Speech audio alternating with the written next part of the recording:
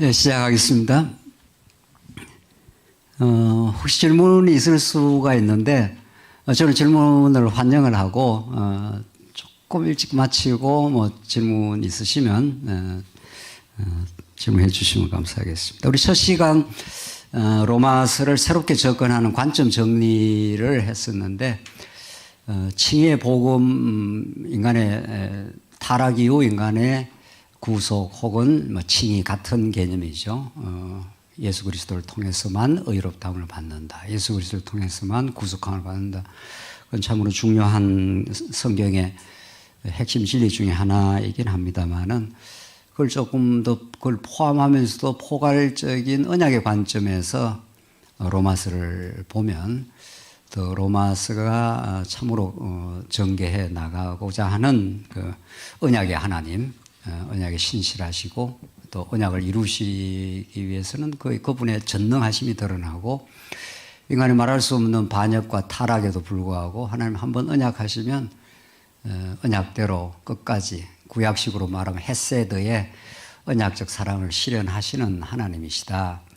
이렇게 언약의 관점으로 로마서를 보는 것이 보다 포괄적인 복음을 이해하는데 매우 중요해 보인다 하는 것이 첫 시간 내용입니다. 또 실제 지금 최근에 그 신학자들은 사복음서는 하나님 나라 사성으로 가득 차 있다. 실제로 사복음서는 천국 비유를 하든가 예수님 스스로가 하나님 나라의 실체로 오셨다는 걸 많이 명시적으로 말하기 때문에 사복음서는 하나님 나라로 보는 것이 정당하다. 이런 이야기들은 많이 있어 왔죠. 그러나 상대적으로 바울서 시는 로마서부터 전개되는 바울서 시는 하나님 나라에 대해서 말하지 않는 건 아니지만 상대적으로 사복음서에 비해서는 상당히 적습니다. 주로 십자가와 부활 이런 쪽으로 많이 하기 때문에 예수의 복음과 바울의 복음에 갭이 있다. 이게 얼마 전까지만 해도 신약학자들의 고민거리입니다. 사복음서에 나타난 복음의 메시지와 바울이 증거하는 복음의 메시지는 좀 차이점이 있다. 좀 더 자유주의 신학자들은 다르다 아예. 이 정도까지 주장을 해왔지만 전혀 그렇지 않을 것이다. 분명히 그렇지 않다. 사복음서든 사도 바울의 서신이든 표현 방식과 그 내용이 버전이 다를 뿐이지 그 근본적인 메시지는 일치한다 하는 것이 우리가 지금 확인해가는 관점입니다. 로마서도 사복음서의 토대를 둔 우리가 첫 시간 나눈 대로 언제나 구약에 근거해서 이제 신약이 전개되는 거니까 그럼 구약의 말씀을 언약의 말씀이라고 이미 전제를 하고 있습니다. 하나님 나라에 관한 언약의 말씀이고 언약을 이룰 때는 반드시 제사장 나라라고 하는 방식을 통해서 이루어지기 때문에 구약에도 하나님 나라와 십자가가 들어있는 거죠. 제사라는 건 십자가니까. 그런 것처럼 신약도 똑같다는 거예요. 신약은 언약이 성취가 되는 건데 성취되는 내용이 뭔가 하면 이 죄와 허물로 몸부림치는 이 세상 속의 언약 백성들까지도 다 죄와 허물 속에 살고 스스로가 주인 노릇 하는 거죠. 죄라는 그 정의를 정말 잘 내릴 필요가 있습니다. 우리 인간이 죄인이라 했을 때 자꾸 드러난 범죄 수준에서 죄로 본다면은 목사님들이 잘 정리를 하고 계시겠습니다만은 그렇다면은 죄는 죄의 본질을 설명하는 건 아닌 거죠. 성경이 말하는 죄는 드러나는 간음을 한다든가 살인을 한다든가 이런 수준이 아닌 거죠. 예수님이 보시는 것은 너희가 음욕만 품어도 이미 간음했느니라. 형제를 보고 라가라 해도 이미 하나님께서는 예수님께서는 죄로 보는 거니까 이 존재 자체가 죄입니다. 죄인으로 잉태해서 죄로 이미 태어나서 우리가 살기 때문에 다윗의 시편에서도 어떤 드러나는 행위는 범죄일 뿐이고 죄는 근본적으로 우리는 태어날 때 죄성을 가지고 태어납니다. 이건 죽을 때까지 그냥 갖고 가는 거죠. 그래서 예수님이 의인을 부러온 것이 아니라 죄인을 부러왔다 하는 말이 성립을 하는 거죠. 복음 안에서는. 그래서 이 구약의 언약이 예수 안에서 하나님 나라를 언약하시는데 하나님 나라로 성취를 해야 될 거 아닙니까? 그리고 하나님 나라는 십자가를 통해서 이루어지는 거예요. 딱 이렇게 구약과 신약이 딱 대칭적입니다. 이렇지 않다면은 구약과 신약이 다르다고 봐야 되는 거죠. 그러면 성경에 일관성이 없는 거죠. 자, 그래서 우리는 로마서도 하나님 나라에 관한, 하나님 나라 언약에 관한 관점으로 로마서를 본다. 볼 때 로마서가 정당하게 보여진다. 우선 로마서는 우선 이건 가장 중요한 틀인데 로마서는 크게 세 부분으로 되어 있고 더 말하면 네 부분이 되어 있습니다. 우선은 이 앞에 서론이 있습니다. 로마서 서론. 성경은 하나님께서 언제나 어떤 복음을 전개할 때 앞부분을 굉장히 중시합니다. 앞부분이. 언제나 그렇게 되어 있습니다. 창세기도 그렇고 마태복음도 그렇고 로마서도 그렇고 히브리서도 그렇고 앞부분에서 어떤 복음적인 핵심 명제를 딱 설명을 하고 그걸 풀어나갑니다. 성경은. 그런 면에서 창세기 1장부터 3장이 중요하고 마태복음 1장에서 4장이 중요하고 로마서 1장 1절로 17절까지가 아주 중요합니다. 그건 이제 차차 설명하겠습니다. 오늘 시간이 되는 대로. 그러나 로마서의 큰 구조는 이렇게 되어 있습니다. 인간이 율법 앞에서 얼마나 불의한가. 죄의 목록을 쫙 밝히지 않습니까? 의인은 없나니 하나도 없도다 하면서 수근수근 하는 자요 발걸음 피에 빠르고 열린 목구멍이라. 목구멍은 그 죄악으로 가득 차 있다. 인간의 불의를 율법 앞에서 불의를 노출을 시키죠. 그리고 하나님의 의를 드러내죠. 예수 그리스도가 우리 의롭다 하기 위해서 화목 제물이 되셔서 하나님의 생명으로부터 떨어져 있는 우리를 하나님과 하나 되게 화평케 하나님과 화평을 누리자 에이레네 하는 것이 전부 하나님의 생명으로부터 떨어져 나와 있는 것을 재결합을 시키는 거죠. 이게 이제 의롭다함을 받는다. 하나님과 언약 관계 속에 들어간다. 그리고 나서 마지막에 영적 12장부터 영적 예배가 전개되죠. 크게 이렇게 되어 있습니다. 자, 이렇게 로마서 이랬는데 이것이 얼마나 지금까지 인본주의와 빗나간 신학에서는 오해해 왔는가 간단히 정리하고 로마서를 들어가면 됩니다. 자, 우선 요 부분 서론은 너무 중요한데 우선 좀 놔두고 큰 틀이 이렇게 되어 있죠. 인간이 불의하다 이런 건데 한 네 가지로 볼 수가 있습니다. 이걸 접근하는 방식. 첫째는 인본주의, 둘째는 알미니안 신학, 셋째는 칼빈주의, 넷째는 성경이 말하는 복음 그 자체입니다. 복음적 접근. 이 네 가지로 정리를 해보겠습니다. 하나하나 해봅시다. 첫 번째, 인본주의는 인간이 죄를 짓는다. 불교나 유교나 모든 종교가 그렇습니다. 내가 잘못했다. 내가 어떤 실수하거나 범죄를 한다. 내가 범죄하고 이거 의롭다. 물론 이제 인본주의자들은 하나님을 말 안 하는 거니까 인간이 실수도 하고 범죄도 하고 인간이 수행을 하고 고행을 하고 돌을 닦든지 뭐를 하든지 해서 인간 스스로가 의롭다 할 수 있다. 인간 스스로가 고행을 하든지 수행을 해서 부처가 될 수 있다. 깨달은 자가 될 수 있다. 유교에서는 소인이 대인이 될 수가 있다. 군자가 될 수 있다. 인간이 노력해서 될 수 있다는 거예요. 의롭다 한다. 이게 그 인본주의자들은 하나님은 말 안 하는 거지만 어쨌든 인간이 스스로 정의로울 수 있다 이런 겁니다. 그리고 인간이 그렇게 스스로를 변화시킬 수 있고 아름답게 살 수 있다 이렇게 되어 있습니다. 이건 철두철미한 인본주의자들입니다. 인본주의는 하나님 개념이 없고 하나님 인정 안 하기 때문에 실수도 내가 하고 그 실수를 극복도 내가 하고 그래서 내가 새로운 존재가 되어서 새로운 존재답게 도덕적이고 윤리적으로 내가 살 수 있다. 윤리적 열매를 내가 맺을 수 있다. 이게 열매니까 이렇게 되어 있습니다. 자, 알미니안 신학은 인간이 죄를 짓는다. 그리고 하나님의 의를 덧입을 때 하나님이 도우시지만 인간이 반응을 해야 된다. 이런 식입니다. 하나님이 구원의 밧줄을 내려주지만 십자가로 우리의 구원을 이루어 주셨지만 내가 믿음으로 받으면 구원이 되고 안 받으면 구원이 안 된다는 거예요. 이게 알미니안 신학입니다. 성경직이 아니죠. 그리고 열심히 살아가는 것은 내가 주도적이다. 그리고 성령이 오셔서 조금 도와주신다. 이런 식이에요. 자, 이제 이 그림이 아주 중요합니다. 이 인본주의는 아주 일관성이 있습니다. 오히려 인본주의자들이 굉장히 일관성이 있습니다. 인간이 범죄하고 인간이 노력해서 의롭게 되고 인간이 열매를 맺는다. 알미니안은 인간이 범죄를 했습니다.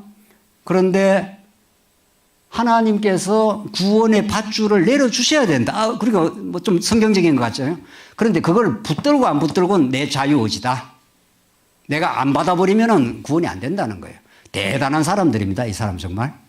하나님의 구원도 자기가 거부하면 거부할 수 있다는 거예요. 정말 그런지 성경이. 그리고 열매를 맺고 살아가는 것도 하나님이 주체가 아닙니다. 내가 열심히 노력하고 하나님은 좀 도와주신다는 개념입니다. 세 번째, 칼빈주의. 이제 조금 더 복음적으로 전진한 입장입니다. 뭐 불의한 거야. 뭐 말할 것 없이 인간이 잘못했다.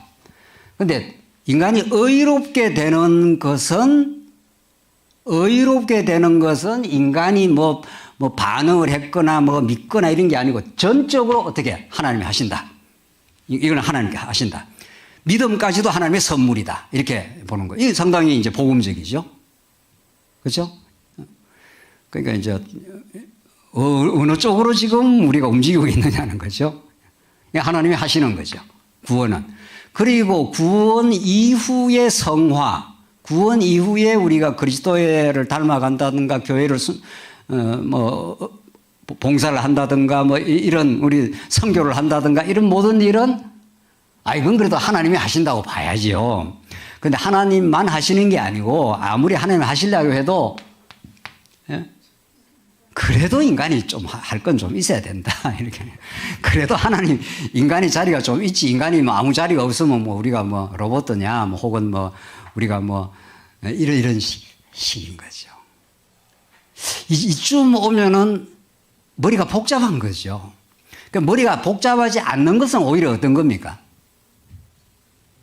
이게 머리가 복잡하지 않죠. 이건 아주 산뜻합니다. 인본주의자들, 아예 하나님 안 믿는 사람은 머리가 덜 복잡합니다. 다 우리가 하는 거야. 무슨 일이든 우리가 하는 거야. 이렇게 딱 나가면 뭐 깔끔합니다. 아주 깔끔합니다. 그런데 예수를 믿긴 믿는데 이 두 축은 알미니안 신학보다 칼빈주의가 조금 낫긴 합니다. 왜? 구원은 하나님이 전적인 하나님의 역사니까. 그렇죠? 근데 이것도 어중간한 거죠. 이것도 어중간합니다. 뭔가 하나님이 하시되 또 내가 그 자리에 조금 끼어 들어가야 된다. 뭐 이런 식이죠. 그러니까 복잡하게 예수 믿는 게 개운하지 않습니다. 예수 믿는 게 늘 복잡합니다. 오히려 예수 믿어서 더 복잡한 거죠. 공감이 되시는지 안 되시는지 모르겠는데, 우리 예수 안 믿을 때는, 저희 같은 사람은 예수 안 믿었습니다, 옛날에. 예수 안 믿을 때는 아주 깔끔했습니다. 어차피 내 공부도 내가 하는 거고, 내가 열심히 노력하는 거고, 먹고 사는 것도 내가 하는 거지. 저 바보들, 예수제들 말이지. 근데 예수를 믿고 나면 복잡해진다, 자꾸. 뭘 하나님이 하신다고 했다가, 또 내가 좀 해야 된다고 했다가, 어디까지 그러면 내가 하고, 어디까지 하나님이 하시고. 아주 복잡해집니다. 그래서 예수 믿는 게 참, 개운하지 않고, 수고하고 무거운 짐진 자도 다 내게로 오라. 내가 너를 편히 쉬게 하겠다는 참 안식을 예수님이 선언을 하셨는데, 누가 그랬다는 거 아닙니까? 짐을 너무 무겁게 시골 안악내가 짐을 이렇게 막 머리에다 지고 가니까 트럭이 지나가다가 아이고 좀 불쌍해니까 좀 타시오. 탔다는 거예요. 짐을 지고. 탔는데 한참 가는데 제 뒤에서 끙끙거리는 소리가 난다는 거예요. 뒤로 돌아보니까 그 짐을 이렇게 쥐고 트럭을 타고 있다는 거예요. 당신 왜 그러시냐. 그 짐 좀 내려놔라. 아이고, 태워준 것만 해도 고마운데 이 짐까지 어떻게 내려놓겠냐고. 대충 예수 믿는 게 그런 게 아닌가. 예수 믿어서 온전한 안식과 해방, 그 자유와 기쁨 이걸 누리는 게 아니고 예수 믿으니 교회 와서 이것도 하라는 게 많고 저것도 하라는 게 많고 점점 짐은 꽃배기로 지고 뭔가 직분을 맡으면 더 할 일이 더 많아지는 것 같고 일을 하지 말자는 뜻이 아니라 정말 자유함 속에서 참 안식을 누림 속에서 하나님 나라를 진정으로 누림 속에서 하는 그 일이야. 사도 바울은 죽인다 해도 가지 않습니까? 그래서 이것도 아니고 이것도 아니 이것도 아니고 이것도 아니. 이 칼빈주의도 이게 하나님이 구원은 하나님이 하시지만 성화는 우리 인간이 뭐 플러스가 된. 자 그러면 복음은 뭐냐고요. 복음은 뭐냐고요. 인본주의가 이렇게 드러나기에 깔끔하듯이 복음은 정말 일관성이 있습니다. 창조도 하나님이 하시고 하나님이 모든 인류를 어둠 가운데 죄악 가운데 가두어지는 것도 하나님의 경륜 속에서 되어지는 일이고 예수를 보내는 것도 하나님의 경륜 속에 되어지는 일이고 예수가 오시는 것도 새하늘과 새 땅을 이루는 것도 하나님이 하시는 일이죠. 그러니까 여기는 눈 감고 이렇게 쳐야 되죠. 다 하나님이 하시는 일입니다. 어떻게? 하나님께서 이렇게 하십니다. 인간이 들어가 있긴 있죠. 그러나 인간의 자리가 옆으로 이렇게 붙지 않습니다. 이래 되면 하나님과 인간이 동등한 그 지위가 되지 않습니까? 하나님이 인간을 정말 선악과를 주어서 로마서 표현대로 그들을 모든 인류를 불순종 가운데 가두어 두시면 하나님의 긍휼을 드러내시려고 하나님께 그렇게 하셨다. 하나님의 작정하심과 계획 속에 모든 인류가 불순종 가운데 가두어지기도 하고 예수 그리스도를 보내서 하나님께서 의롭다 하시고 또 성령을 보내서 로마서는 8장부터는 전부 성령론입니다. 지금까지는 자꾸 로마서를 너무 아들 그리스도에만 집중을 하지만은 아들 그리스도가 물론 뭐 중요하긴 하지만 8장부터는 전부 성령의 역사를 말하고 있고 12장 이후에 나오는 모든 그 역사는 성령 하나님께서 약속대로 오신 성령 하나님께서 그러니까 하나님의 모든 작정 계획 속에 아들 예수 그리스도 안에서 우리가 의롭다함을 받고 성령 하나님께서 우리를 거룩한 삶으로 인도를 해 가시는 거죠. 그래서 예수를 믿으면 진짜 제대로 성경대로 믿어서 전부 이게 하나님이 하시는 일이죠.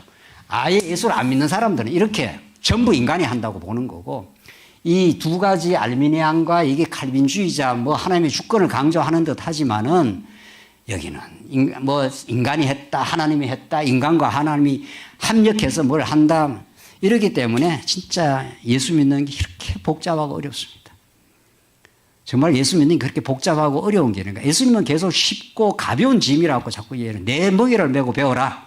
내 그리스도의 멍에를 메고 배울 때 우리가 그 짐이 가볍다고 하는데 정말 가벼운 건지 정말 예수 믿는 게 이렇게 복잡하고 머리가 이렇게 어려운 건지 그것은 로마서를 그러면 로마서 내용이 이렇게 되어 있다는 거죠.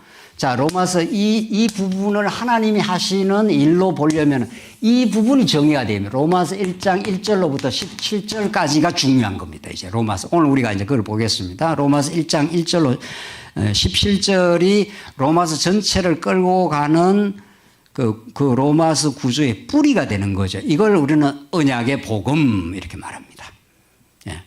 그리고 다른 말로 말하면 아들의 복음. 로마서 1장 9절 한번 봅시다. 로마서 1장 9절 한번 성경을 보시면 내가 그의 아들의 복음 안에서 내 심령으로 섬기는 하나님이 나의 증인이 되시거니와 항상 내 기도에 쉬지 않고 너희를 말하며 이렇게 로마서가 딱 규정을 합니다. 뭐라고? 9절에 내가 그의 아들의 복음 이렇게 말하지 않습니까? 자, 여기 이제 중요한 건데 여기까지 이제 정리하고 대략 이제 하나하나 로마서를 정리를 해 가겠습니다. 이 부분에 1장 9절에서 1장 2절에서도 그 아들에 관하여 1장 2절이고 9절이고 아들에 관하여 성경의 선지자들을 통해서 미리 약속하신 것이라 2장 9절에는 아예 아들의 복음이라고 이렇게 말하고 있습니다. 이게 로마서 1장 1절로 17절의 주제입니다, 이게. 그러니까 지금까지 로마서 2에는 여기다가 자꾸 강조를 하는 거죠. 이게 중요하죠. 하나님의 의가 나타나서 예수 그리스도가 하나님의 의로 나타나서 우리 모든 불의한 인생을 우리 의롭게 하신다. 예수 그리스도. 이거 뭐 중요한 거죠. 불의하게 되는 것이나 우리가 의롭게 되는 모든 것이 하나님의 경륜 속에 들어있다는 거죠. 왜? 그걸 통해서 하나님의 은혜의 영광을 깨닫게 하기 위해서 탕자가 아버지 집을 나갔다가 들어오지 않습니까? 요거는 하나님의 섭리 과정입니다. 탕자가 아버지 집에 그냥 있으면은 그 은혜를 못 깨닫습니다. 아들이 아버지 집에 그냥 아버지가 집이 얼마나 풍요한지 모르는데 우리는 아들이 하나가 있는데 아들 하나는 한 번도 집에서 나가서 살아본 적이 없으니까 이 집이 별로 안 좋은가 봐요. 어떨 때는. 어떨 때는 좀 좋은 척 했다가 아버지 기분 좋으면 지 기분 좋으면 좀 좋은 척 하다가 지 기분 수틀리면은 집이 좀 별로 안 좋다는 뉘앙스를 부려. 저기 한번 나가야 되는데 한번 속으로 그렇게 생각하고 있습니다. 한번 제가 나가서 한번 개고생을 한번 해봐야 이 집이 얼마나 좋은지. 실제로 한번 나가본 적이 있죠. 예, 그 군대 갔을 때. 군대 갔다 첫 휴가 들어와서 우리가 막 풍선 달아놓고 첫 휴가 오는 걸 축하한다고 플래카드 만들고 그랬는데 너무 좋아하더라고요. 집에 와서. 하나님이 탕자가 나갈 때 붙들 수도 있는 거죠. 하나님 안 붙드십니다. 너 한번 나가봐. 이렇게 되는 거죠.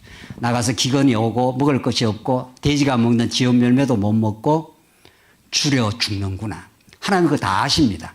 그래서 하나님을 떠나면 아버지를 떠나면 그 모든 아버지의 풍요한 생명과 부요하심과 복이 고갈되는 거죠. 점점 아버지를 떠나는 순간부터. 그래서 아버지를 떠나면은 돼지우리에서 돼지가 먹는 지염 열매도 못 먹고 줄여 죽는구나.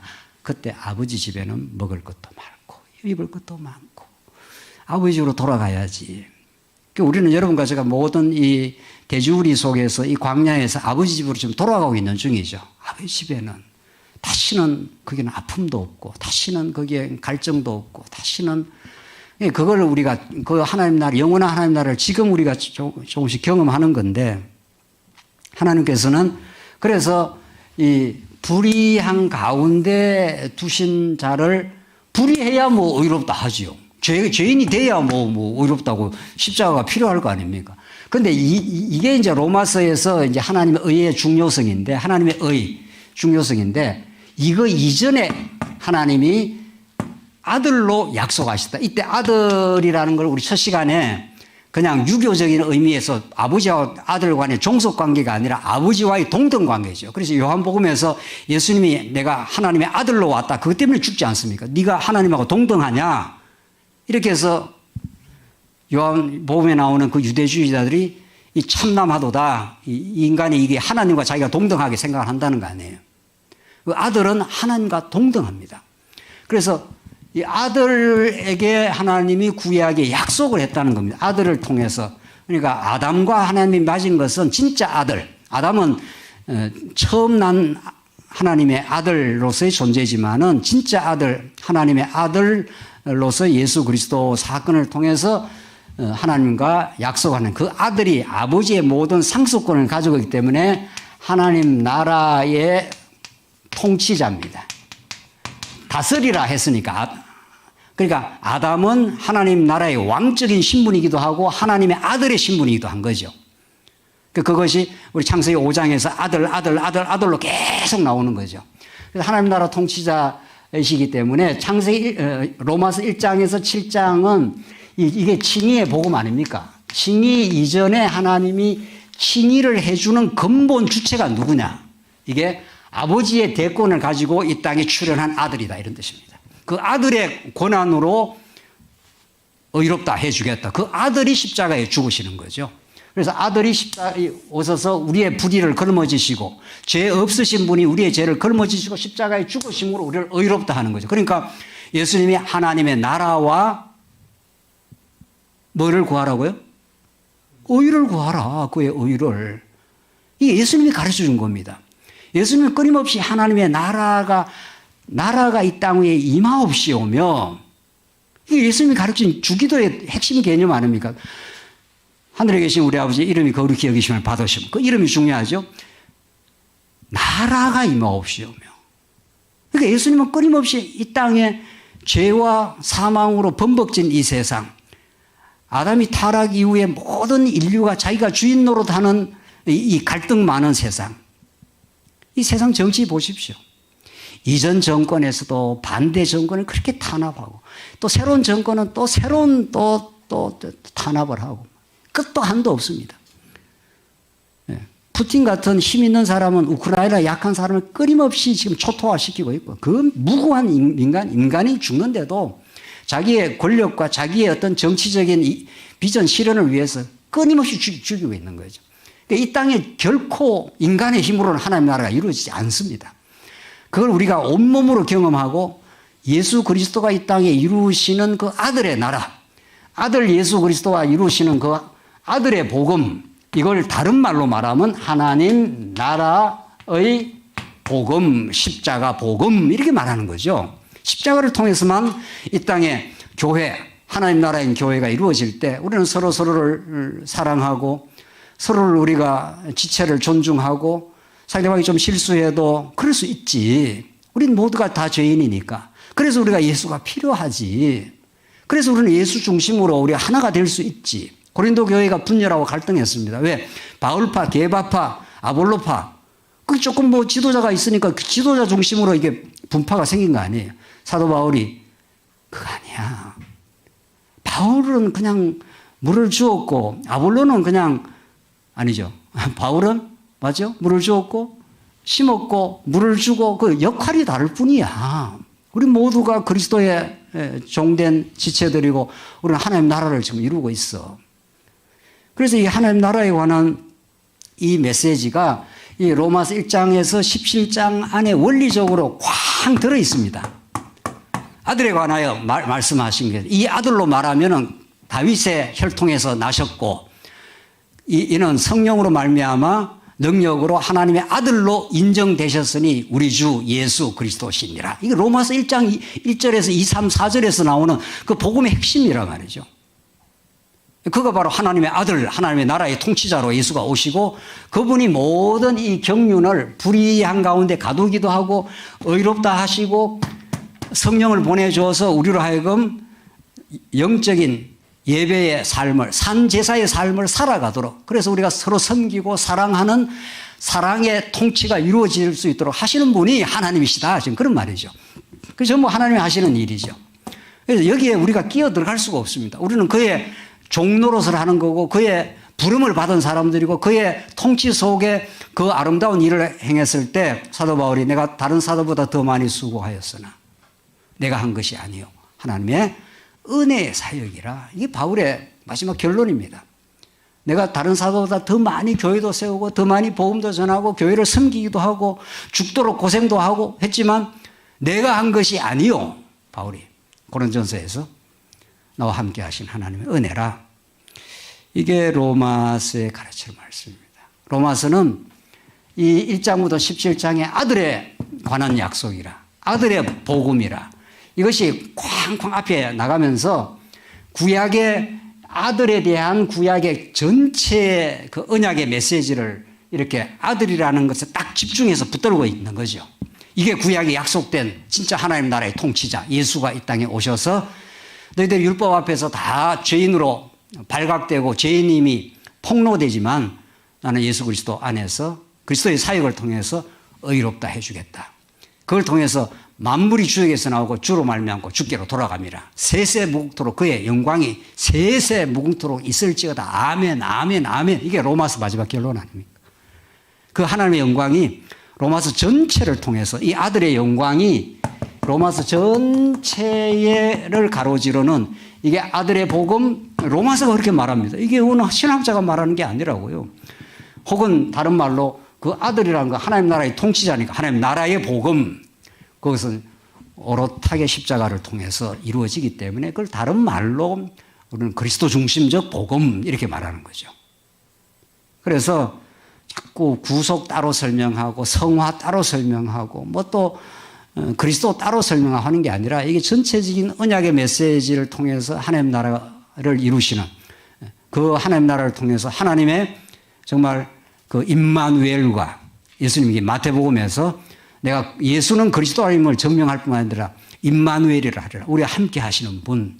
그런 예수 그리스도의 성전 대심, 그것이 신약 전체를 가로지르는, 그리고 로마서가 이전에 칭의도 너무도 중요한 메시지지만, 그러나 칭의는 로마서의 한 중요한 부분이긴 하지만, 이전에 로마서 1장 1절로 17절에 쾅 이미 원리적으로 아들이 어떤 분인가, 그리스도는 도대체 어떤 분인가, 그분이 하시는 일이 우리에게 의롭다 해주시는 일을 하시고 우리를 성화까지 만들어내십니다.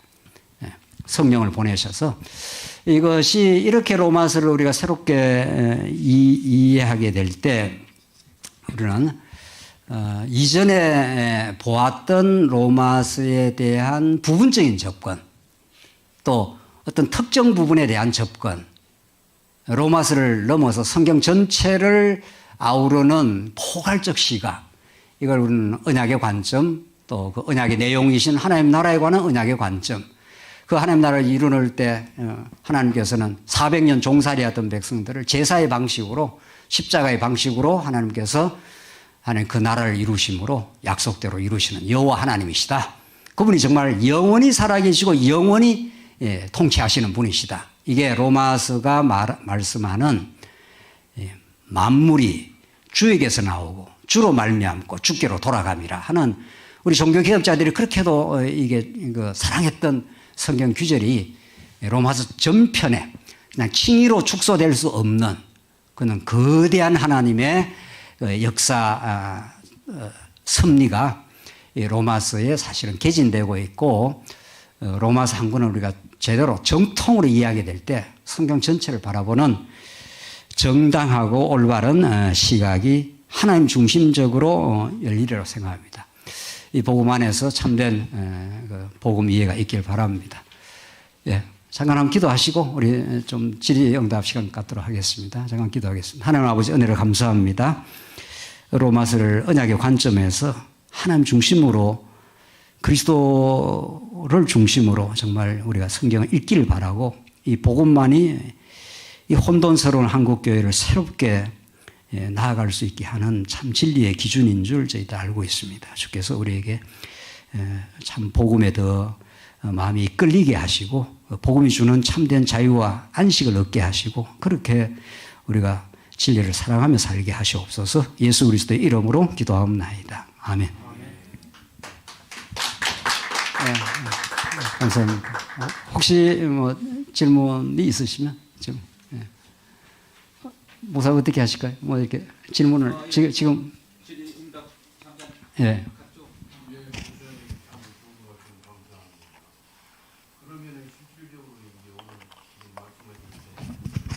예. 아, 예, 예. 예. 이틀. 네. 네. 뭐 복음주의는 아니고 그냥 복음, 예. 복음주의 하면 어떤 최근에 어떤 또 신학, 그냥 뭐 복음, 성경대로. 뭐. 복음주의는 또 어떤 지금 신학의 유파지요. 현존 신학의. 예, 예. 말씀하세요. 예, 예, 예. 예, 예.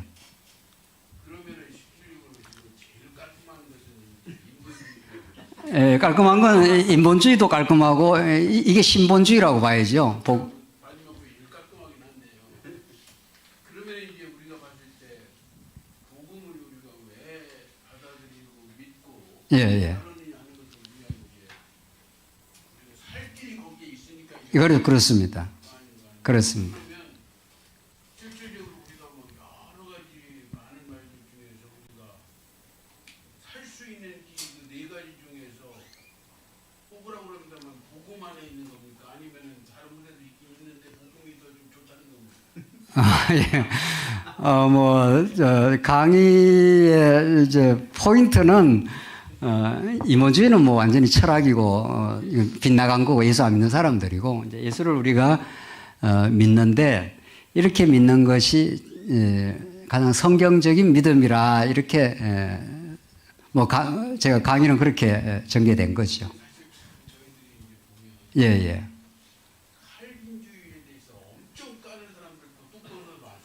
예, 예, 예. 예. 아니, 뭐, 예, 예. 예, 예. 근데 이제 제가 생각하기에는 예.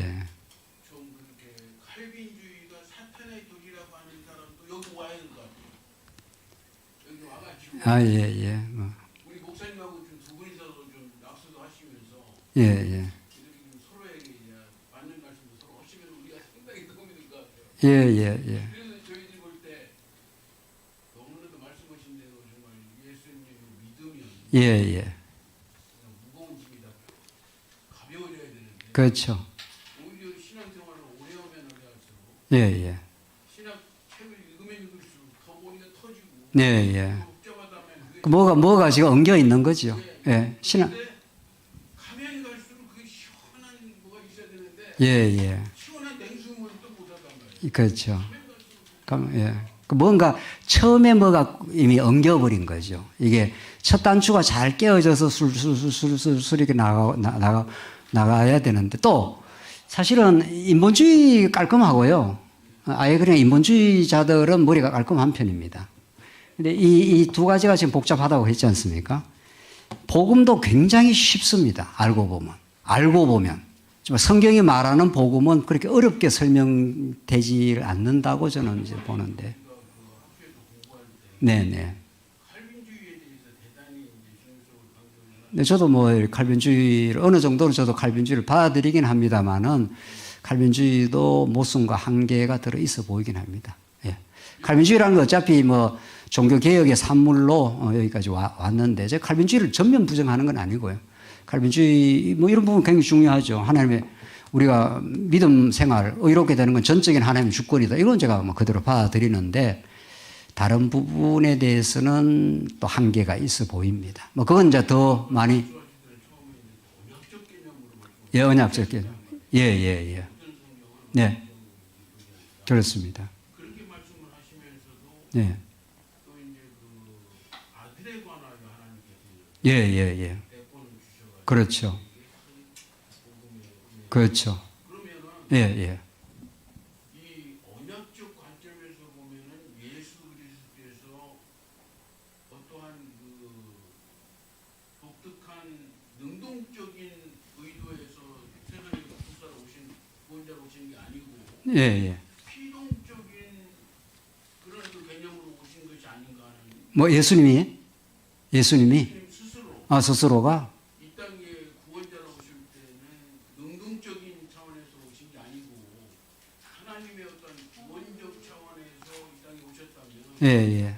하나의 그 이제 능동적인 개념과는 조금 차이가 있지 않느냐.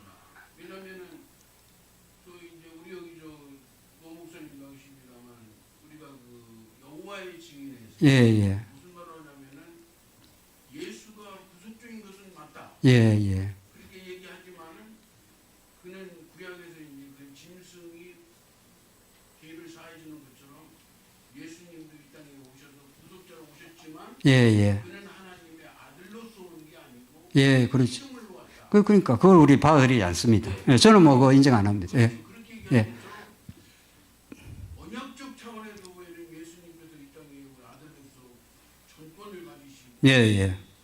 능동적인 그런 위치로 오신 게 아니고 상당히 피동적으로 예, 이렇게 그건 이제 능동피동이라는 표현보다도 하나님의 뜻을 이루러 오신 분이죠. 하나님의 뜻을 적극적으로 이루러 오신 분이라는 면에서는 뭐 예수님이 그 수동능동이라는 표현보다도 예수님이 하나님의 뜻을 적극적으로 이루러 오신 분이고 이제 하나님의 뜻을 그대로 그 요한복음에는 내가 하는 모든 일이 아버지의 뜻을 이루러 왔다. 이런 면에서 아버지 뜻에 이끌려서 살았다는 면에서는 좀 하나님의 이끌려가는 그때 이끌려가는 건 아주 좋은 거죠.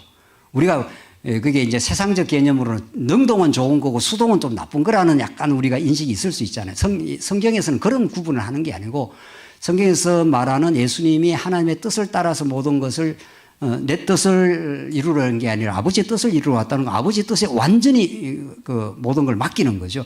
그러면서 전적인 그 의존 상태죠. 그렇게 좀 이해하시는 게 좋을 듯 합니다. 또 혹시 다른 분 있습니까? 또 다른 분 또 질문 있을 수가 있으니까. 예, 말씀하세요. 예. 사실은 아까 지금 말씀해 주신 그 1, 2, 3, 4번에 네.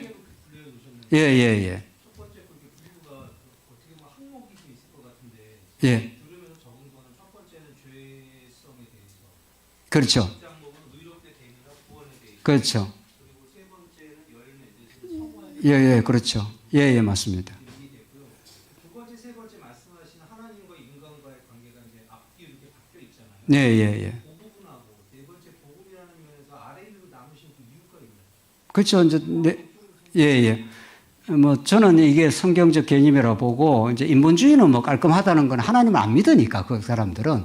그 사람들은 뭐 당연히 인간이 다 한다고 보는 거죠. 역사의 주체도 인간이고, 자기가 뭐 이렇게 새롭게 인생이 바뀌는 것도 자기가 수행해서 한다는 거고, 열매도 자기가 맺는 거니까 아주 뭐 잘 설명이 되죠. 잘못된 설명이죠. 근데 이제 이 두 가지가 문제가 되어 있는 거죠. 이게 복잡한 거죠. 뭔가 이게 복잡하지 않습니까? 그림 자체도 복잡한데, 성경은 그렇게 복잡한 논리를 전개하지 않는다고 저는 보는데, 다 하나님이 하시되 인간은 하나님의 종속 변수인 거죠. 예, 그렇게 이제 본다는 거죠. 하나님이 모든 걸 주관하시고, 인간은 언제나 하나님의 그 뜻을 실현하는 과정에서 창조가 되고, 섭리의 도구가 되고, 또 은혜를 받게 되는 인생이 되니까, 인간이 이 하나님의 옆에 일이 올라가면 안 된다고 저는 그렇게 믿습니다. 하나님 옆에 일이 있는 게 아니고, 하나님으로부터 사랑을 받는, 하나님으로부터 지음을 받은, 하나님으로부터 사랑을 받는, 또 하나님부터 생명의 공급을 받아서 거룩하게 살아갈 수 있는 존재가 된 거죠. 하나님의 영광이 드러나는 거니까. 그러니까 우선은 도표로, 이건 이제 많은 설명이 필요한데, 그러나 우선 도표로 하나님 옆에 자리에 밀고 들어갈 수 없다. 존재론적으로 하나님의 지음을 받았고, 하나님의 은혜를 공급받았고, 뭐 이렇게 보면은 우선은 일단은 여기에 더 많은 이제 설명과 이제 성경의 이해가 필요하지만 우선 저 도표가 만약에 수용이 되신다면 굉장히 우리 복음을 이해하는데 중요한 도표라고 보여집니다. 예, 예, 예. 그렇게 돼요. 예, 예. 아까 이제 말씀하시다가 네네. 그 인간 우리 사람 인류 세계에서 죄 가운데 가두시는 것도 하나님의 경륜 속에서 하셨다. 네, 예, 예, 예. 예, 예. 죄 가운데 가두셨다는 얘기는 에덴 동산이나 원죄와 연결해서 말씀해 주시면 예, 뭐, 그렇죠. 한번 그건 찾아보십시다. 그거는 제가 자꾸 설명을 하게 되면은 로마서 11장 한번 보십시다. 로마 11장, 이거는 한번 찾아봐야 됩니다. 본문이 그렇게 말해야, 본문과 그 사상이, 로마서 11장 32절을 제가 읽겠습니다. 뭐, 우리 목사님 읽으셔도 좋고, 로마서 11장 32절 말씀인데, 그래서 제가 읽을까요? 하나님이 모든 사람을 순종하지 아니하는 가운데 가두어 두시면, 이게 하나님의 주권을 딱 설명을 합니다. 이 순종하지 않은 가운데 죄악 가운데 가두어 두시면 모든 사람에게 긍휼을 베풀려 하심이로다. 성경에 이런 말씀이 있습니다. 분명히. 이거는 저희 구약을 보면 더 우리가 구약이라는 게 항상 우리의 영적인 진리를 구약은 육적인 방식으로 표현하니까 하나님께서 가나안 땅을 약속을 했지만 그 땅을 그냥 주면 되지 않습니까? 하나님 주권으로. 그런데 요셉의 형들이 요셉을 팔아서 애굽에 팔아 넘겨버립니다. 물론 그건 죄악입니다. 그건 분명히 죄악인데 하나님의 더 크신 그림 속에서 그런 일이 이루어지는 거죠. 그래서 요셉의 형들이 요셉을 팔아서 요셉의 형제들이 결국은 400년 동안 그 애굽에 삽니다. 우리 애굽을 영적으로 죄와 사망의 그늘인 거죠. 거기서 스스로는 못 벗어납니다. 어린 양 6월절에 어린 양 10재앙으로도 못 벗어났다가 어린 양의 피를 문설주에 발라서 해방이 됩니다. 그러니까 우리는 출애굽, 애굽에서 해방되는 것만 굉장한 하나님의 능력이라고 그러지만은 애굽으로 들어가는 것도 하나님의 깊으신 경륜 가운데 오늘 로마서의 표현대로 말하면은 이 사람들을 순종하지 아니하는 가운데 가두어 두심은 이런 표현이 있습니다. 이게 하나님의 주권입니다. 그래서 인간이 타락하게 되는 걸 타락은 물론 인간이 잘못한 거죠. 하나님을 반역한 건데 보다 더 큰 그림 속에서 하나님의 경륜 속에 들어있다고 보는 겁니다. 안 그러면 이 문제가 안 풀립니다. 뭐 하나님 모르셨나? 모르셨나 말이죠. 모를 리가 있나요? 모른다고 그러면 하나님의 전지하심이 부정이 되는데 말이에요. 하나님 막을 수 없었나? 막을 수 없었으면 사탄이 들어와서 유혹을 하는데 막을 수 없으면 하나님이 전능하지 않지 않습니까? 그래서 이 부분이 이제 신학적으로 복음적으로 잘 정리가 될 필요가 있는 거죠. 이거 토론하려면 오늘 하루 종일 해야 될 것 같은데요. 예. 뭐 다음 기회가 있으면 한번 더. 정말 이건 한번 깊이 한번 좀 복음적으로 정리할 필요가 있는 주제이긴 사실입니다. 이런 문제를 어물어물 넘어갈 수가 없습니다. 이걸 어물어물 넘어가 버리면 뒤에 부분도 정말 복음의 감격, 아까 제가 탕자 비유 이야기했지 않습니까? 아버지가 탕자 잡으려면 잡을 수가 있습니다. 가려고 할 때 그냥 정말 눈물을 머금고 내어버려 둔 겁니다. 그게 뭐 아버지가 뭐 나가서 잘 살리라고 생각을 하지 않았습니다. 너 나를 떠나면 너 정말 어려워져. 그러나 한번 어려움을 겪어봐야 내가 이 집이 얼마나 좋은 줄 알아. 이런 하나님의 아버지의 깊으신 뜻이 있습니다. 거기까지 가야 복음이 제대로 된 이해가 가능하겠죠. 안 그러면 자꾸 죄를 도덕적으로 설명을 하고 그렇게 됩니다. 죄는 하나님의 깊으신 뜻 가운데 복음을 복음으로 드러내는 하나님의 큰 그림이 있습니다. 우선 오늘은 뭐 이 정도로만 해야 될 것 같습니다. 예. 감사합니다.